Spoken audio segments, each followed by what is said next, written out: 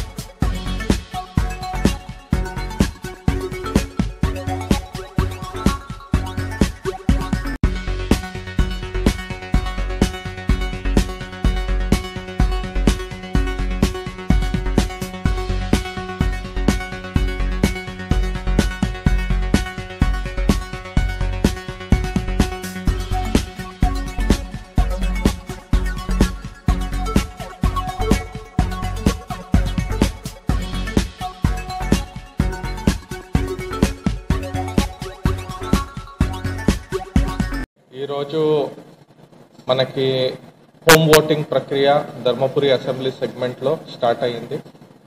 మనము 259 PWD and senior citizen voters form 12 accept చేసుకుంటే వాళ్ళకి బ్యాలెట్ ఇష్యూ చేయడం జరిగింది. ఈరోజు ఓటింగ్ అని అందరూ పొలిటికల్ క్యాండిడేట్స్, పార్టీ అండ్ రిప్రజెంటేటివ్స్కి కమ్యూనికేట్ చేయడం జరిగింది. ఈరోజు డేట్ కూడా కమ్యూనికేట్ చేయడం జరిగింది. మనము దీనికోసం 17 టీమ్స్ని ఫామ్ చేశాము.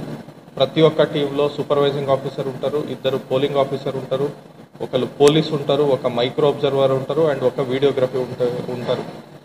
ఎంటైర్ ప్రక్రియ వీడియోగ్రఫీ కింద అవుతుంది.